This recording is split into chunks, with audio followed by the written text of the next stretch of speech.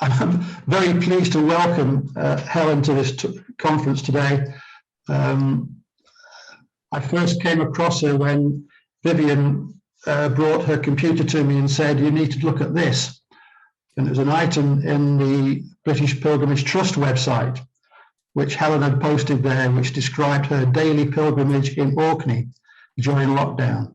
And for me, it was truly inspirational. It really got us back to gatekeeper work, walking in the landscape on a regular basis, getting to know the landscape, the plants and the animals, and looking at the weather and everything else. It was truly inspirational. So when Louise and I were talking together about getting speakers for this conference, Helen was on my list, and I'm delighted that she accepted the offer to speak today.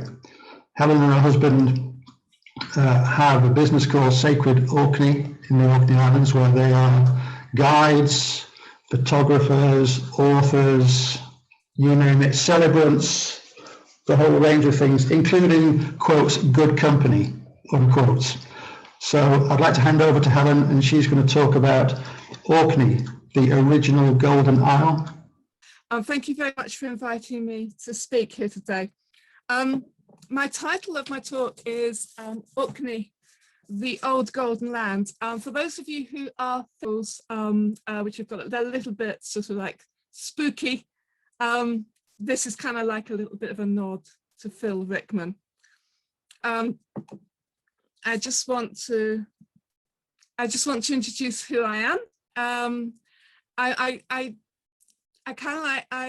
one of those people that when you invite them to dinner parties, if you want people to stay off religion and politics, you don't invite me, because I'm the co-convener of the Orkney Greens, and I'll be standing next year as a local government candidate.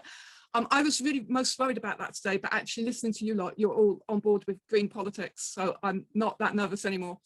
I'm also currently the Deputy President of the Scottish Pagan Federation. I work as a self-employed celebrant and tourist guide.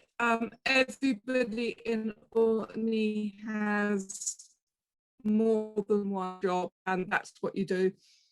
I was the co-lead when the Orkney Heritage Society put in a memorial to the historic victims of the witchcraft trials, and I'm currently the co-lead of Orkney's Young Archaeology Club.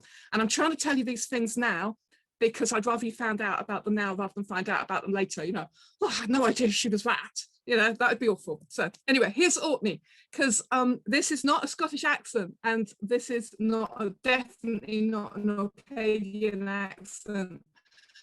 I moved here 12 years ago. What you've got is a Pompey accent. Geographically challenged like I was when I used to live in the south of England. It's north of London, okay? Down here at the bottom of the map is Scotland. What we refer to that as just South.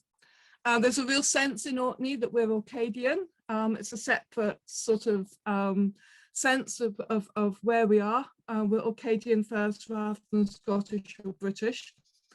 There's 70 islands that make up the archipelago. We're a little bit south of Shetland. There's 20 of the islands that are inhabited. I live on the largest island, which is called mainland. And mainland is split into west and east mainland. So when we talk about mainland, we're talking about this main island in Orkney. We're not talking about Scotland. And I've just put where I live. I live about here. So I live just in the vicinity of a World Heritage Site. But the further thing you need to know about Orkney is it's between where the Atlantic Ocean and the North Sea meet, and they literally meet, and they both crash into Orkney. So a little bit, I want to start by talking a little bit about pilgrimage and Orkney as a macrocosm. This is a picture taken by my husband. It actually got a runner-up prize in a competition run by Historic Scotland. This was taken at midwinter solstice at sunrise a couple of years ago at the Ring of Brodgar. A little about light, it's a really weird light. And Orkney itself seems to exert a bit of a siren call. Lots of people move here. And they kind of like, when you ask them why, they just say, well, I just had to. And people, when they're on holiday here, they'll say, there's a really very strange light here indeed. We're at 59 degrees north, so the sun never ever gets directly overhead, not even at midday in midsummer.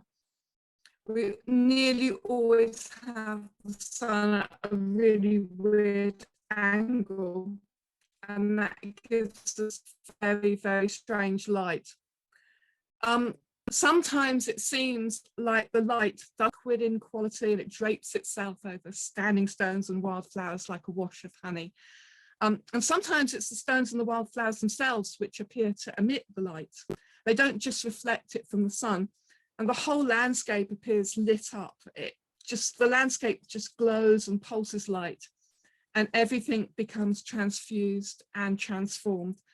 And at those times, it's like stepping into another world, a sort of an ethereal other world, one where you don't actually need to eat or drink at all, you just need to breathe, and where all your illnesses are healed and all your worries just drift away and you are utterly lost in the moment. Now, I'm an Orkney